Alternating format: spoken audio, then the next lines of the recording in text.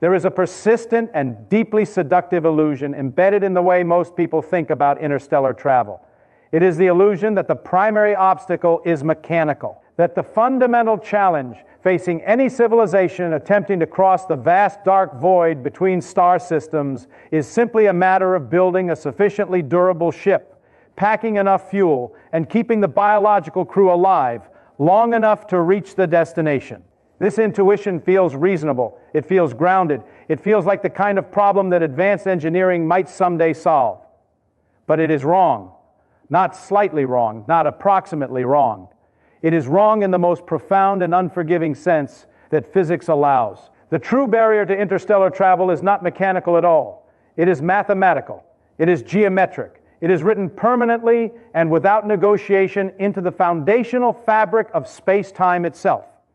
Consider a precise analogy that illuminates the horror of this situation. Imagine writing an urgently critical message and attempting to deliver it by boarding a miraculously functional high-speed magnetic train. The train itself operates with absolute perfection. Every component performs flawlessly, but the foundational mathematical rules of this particular railway dictate something terrifying. For every single hour you spend riding inside that train, an entire century passes violently and aggressively in the outside world. You arrive at your destination in a matter of localized days. Your message is perfectly intact, your body is healthy, your mind is sharp. But as you step off the train and look around, you realize the recipient has been dead for thousands of years. Their city has crumbled into disorganized dust. Their language has vanished. Their civilization has dissolved entirely into the deep geological record of the planet.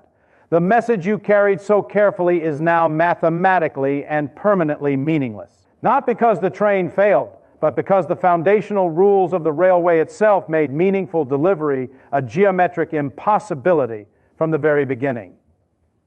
That is the physical reality of deep space travel at relativistic speeds. That is the paradox that does not merely damage alien spacecraft. It renders their entire purpose mathematically extinct before they ever arrive.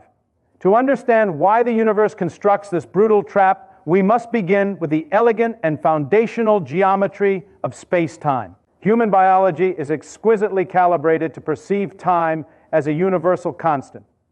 We feel time ticking away at the same steady rate for every object, every person, every civilization across the cosmos simultaneously. This intuition is deeply wired into our biological architecture. It feels self-evident, but it is a profound illusion. Einstein demonstrated with extraordinary mathematical precision that space and time are not two separate and independent stages upon which the universe performs. They are a single unified geometric fabric, a four-dimensional continuum in which every object moves through a combined interval of space and time simultaneously. And here's where the terror begins to reveal itself with full mathematical clarity. Every object in the universe moves through space-time at precisely the same total geometric rate, the speed of light. This is not a metaphor. This is a foundational quantitative truth about the structure of reality itself. When you are sitting perfectly still in physical space, your entire geometric motion through space-time is directed through the time dimension. You are aging at maximum biological rate. The universe clock is running at full speed for you, but the moment you begin moving through physical space, something profound and irreversible happens. Your total space-time motion remains fixed at the speed of light. So, every unit of velocity you direct through space must be borrowed directly from your motion through time. The faster you move through space, the slower you move through time. This is not an approximation. This is not a rough description. It is the precise geometric consequence of the structure of Minkowski space-time. Now, apply this to a massive alien spacecraft attempting to cross the void between star systems. The nearest star system to our own sits approximately 4 light years away. 4 years of travel time for something moving at the speed of light. But no physical object with mass can reach the speed of light.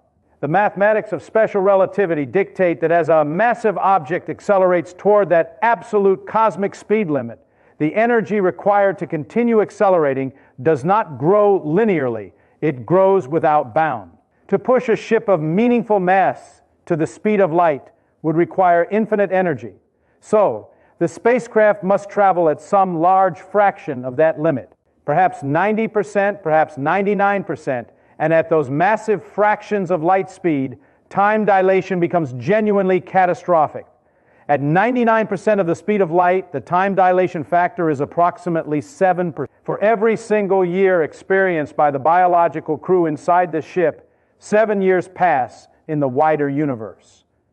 At 9% of light speed, that factor jumps to over 22. At 99%, it surpasses 200. The crew saves themselves by compressing their localized biological time. But in doing so, they mathematically guarantee that the universe aggressively advances without them at a multiplied rate. They are purchasing survivable journey time by spending universal time at an accelerated and devastating exchange rate. And now consider what this means for a civilization attempting to cross truly interstellar distances. Not 4 light years, not 40, but the hundreds and thousands of light years that separate most star systems in any meaningful galactic survey.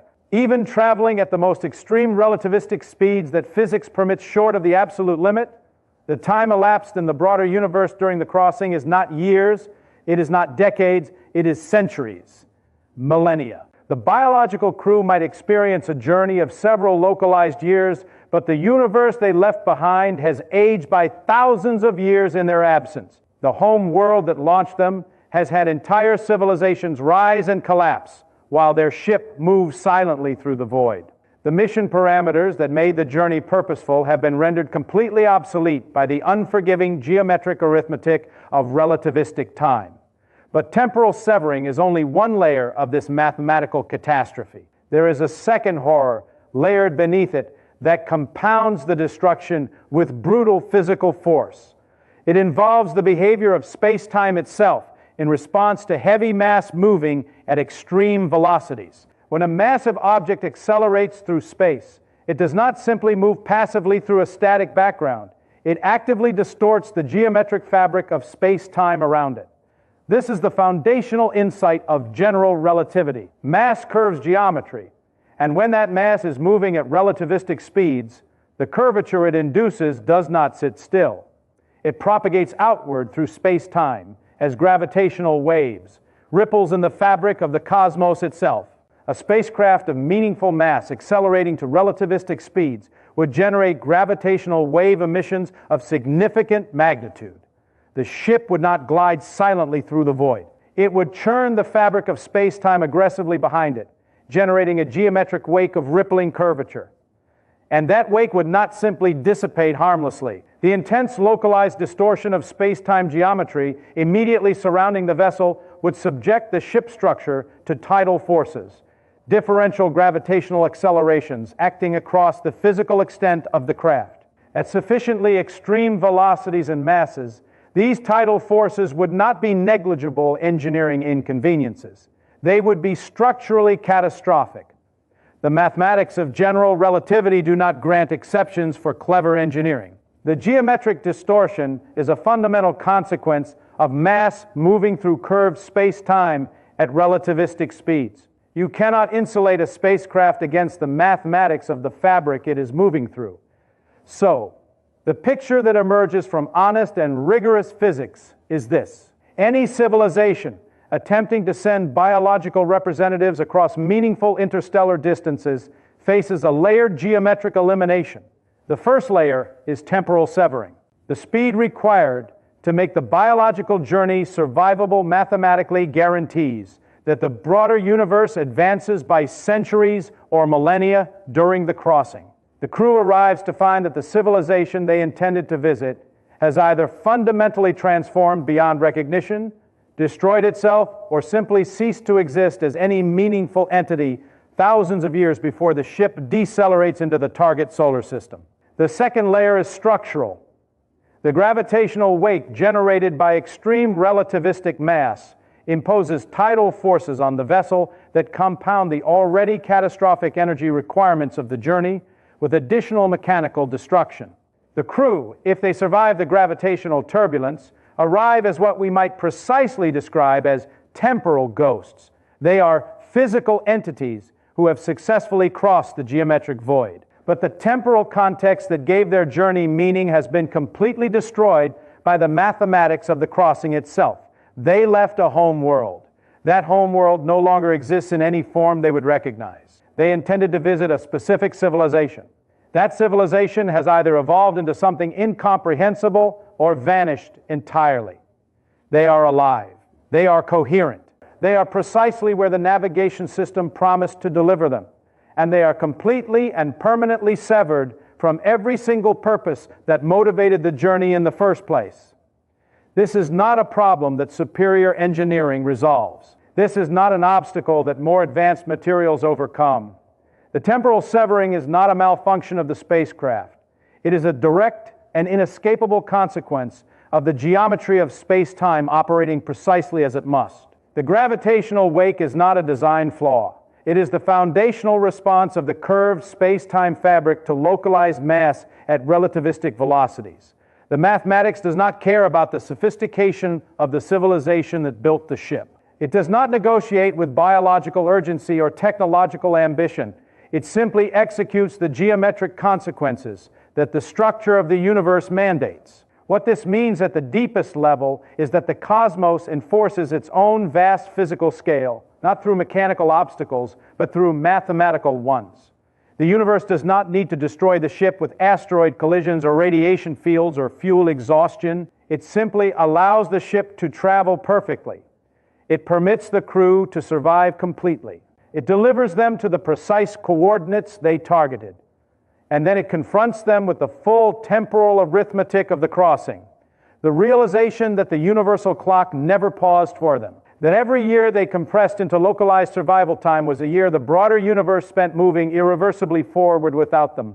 We are not protected from alien arrival by the difficulty of spaceship construction. We are protected by something far more fundamental and far more absolute. We are protected by the geometric structure of space-time itself, by the same mathematics that makes the universe coherent and consistent and physically real. The speed necessary to cross the void is precisely the speed that severs any meaningful connection to the temporal context of the destination. Nature has written interstellar isolation into the foundational architecture of reality, not as an accident, not as a temporary engineering challenge,